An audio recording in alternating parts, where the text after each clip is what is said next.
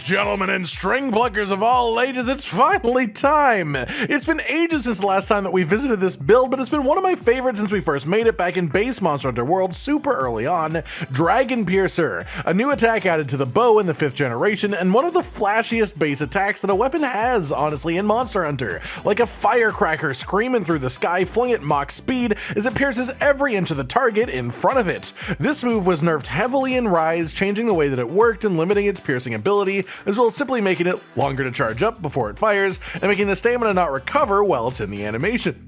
In Sunbreak, monsters got way faster than they were, even in Rise, and Dragon Piercer didn't get any buffs, which just made it much harder to use, as again, the sheer amount of time it takes to fire off a Dragon Piercer just sort of made it near impossible to rely upon as your main source of offense. But thanks to the recent update, some of the new skills, as well as the massive increase in skill space, we can finally make a build that both keeps using Dragon Piercer comfortable and enjoyable as a main source of offense, but then also keeps it doing really good damage when it does connect. No, this won't out-damage the best bow builds out there, not at all. That's not what this is for, though. This isn't a speedrunning build, this is just a way to have a lot of fun playing an abstract gameplay style for bow that still does more than enough damage to end a hunt in a reasonable amount of time. With that said, let's talk about Heaven Sent. This is the new skill on Amatsu armor, and it actually works great, not just for bow, but also for Dragon Piercer in particular. If you can manage to avoid taking damage for a while when in combat, the effect will activate, which decreases damage once and completely nullifies stamina consumption while active at level 3, as well as giving you some bonuses when performing a switch skill swap. If you can manage to activate this and keep it active, it is just awesome for Dragon Piercer, as a lot of what makes Dragon Piercer as a build difficult to actually play is finding your openings. But if you can keep your bow at full charge for an infinite amount of time without losing stamina, allowing you to dodge as much as you want, again without losing any stamina, this is just such a ridiculous boon to this playstyle. Of course, I'm far from a perfect player, so the skill isn't active all the time, but I love the way that it interacts with this build. Then we also have Frostcraft from the last update, which simply gives you bonus damage on your first few attacks after unsheathing your weapon, building up every time that you sheath.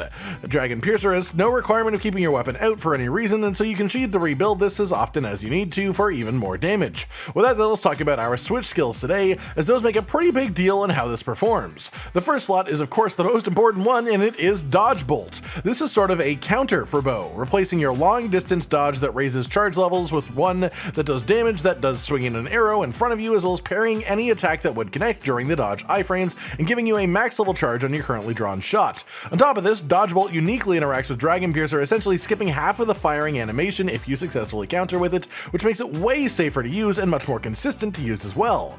Then we have Power Shot, which doesn't affect the build really, Stake Thrust, which can affect the build a little bit, as this gives you a bonus tick of damage anytime an arrow hits the stake implanted in the monster, but this only counts for the first tick of Dragon Piercer's piercing, so it does have limited impact. Then we have Focus Shot. This slot doesn't matter much, but Focus Shot is just a nice evasive maneuver to have as an option. Then the final slot is absolutely Herculean Draw, which gives you bonus damage on shots for a period of time after you use it, Dragon Piercer included. It's also worth noting before we get too deep into equipment that this functions best with 2 Palamutes as your buddies for solo play with diversion scrolls. This makes them take the monster's attention from time to time, which just lets you fire off free Dragon Piercers occasionally.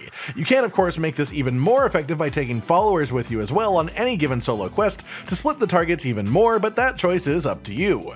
As for the specific weapon used today, not much has changed on this for the entire expansion really. There are realistically only 3 things that affect Dragon Piercer on the weapon itself: attack, affinity, and coatings. Specifically, you want to have power coating, as this is literally a 50% increase in damage over having no coating. Then you want the highest attack without overly negative affinity, which leaves you with the Chameleos Bow, the same way that it's been for all of the expansion. As for the augments, you want 1 affinity augment, as this lets you hit 100% affinity when frenzy buff is recovered. Then the rest of your slots go to attack. This sadly leaves you with 1 empty slot, but there's literally nothing that we can put there, so as much as it makes my brain unhappy, this is simply the ideal way to allocate your augments. It looks terrible! Then let's talk about the talisman that we're using today, and I'll be straight up with you, this is an incredible talisman, but you can just use a slightly worse one and get out a skill or 2 and it'll function pretty much the same.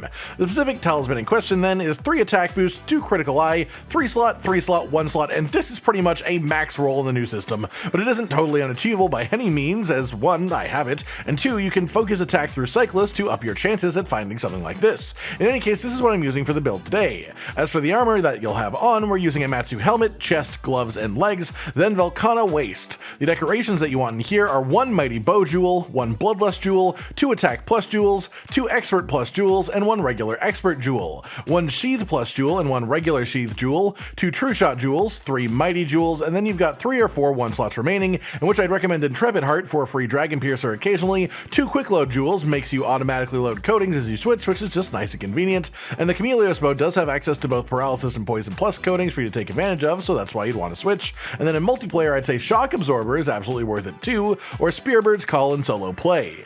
For your armor augmenting, this one is a little bit demanding. You want to get 2 ranks of Frostcraft, 2 ranks of Bloodlust, and then just a token Evade extender so that we have 1 rank of it. This is a little bit hefty, yeah, but it is totally doable if you really care about making this build perfect. With all of this, then, the full skill list for the build is 7 attack boost, 7 critical eye, 5 evade window, 3 critical boost, 3 maximum might, 3 focus, 3 quick sheath, 3 bloodlust, 3 frostcraft, 3 heaven sent, 2 special ammo boost, 2 reload speed, 1 latent power, 1 bow charge plus, and 1 evade extender, Spearbird's Call, and then 1 intrepid heart. With that, then, let's have a bit of fun and math out exactly how this reflects in the effective raw of the build. First up, then, the weapon itself with augments applied has 400 attack, plus 10 for attack boost. Then we have 3 bloodlust, which is 20 attack when frenzy is on you, 25% affinity when frenzy is recovered. Dragon Piercer is really effective at clearing the frenzy off of you, so as opposed to our normal formula, we'll count this as frenzy being active 25% of the time, and you being recovered from it 75% of the time. A quarter of 20 attack is 5 attack, so plus 5 for our bloodlust leaves our attack at 415 before multipliers.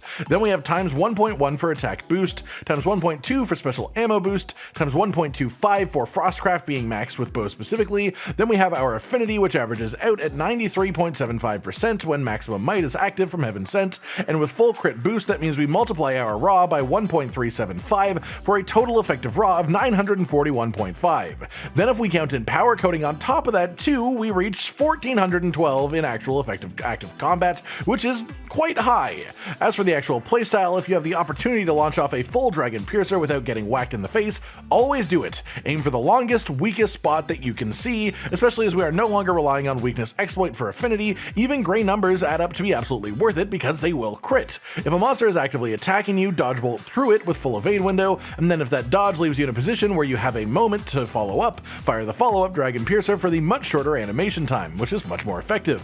Aside from that, just play relatively normally. Sheath when you need to do so to recover Frostcraft, dodge attacks that need dodging, just find your openings to attack really. And that's pretty much it, everyone. The new and improved, more than likely biggest, strongest version of Dragon Piercer that will be in all of Sunbreak, unless the next update just happens to displace it somehow. I love this playstyle, and I love the amount of comfort and utility skills that we've been able to stick in here this time around too. I hope you've enjoyed checking out this build, and I hope you enjoyed playing it if you make it for yourself as well. Let us know what builds or playstyles you'd like to see in the future, as again, there are tons of things to explore in the new meta of Title Update 5, and your voices tell us what you want to see first. Like if you liked the video, subscribe and hit the notification bell for more, and most importantly, ladies and gentlemen, until next time, stay sweet.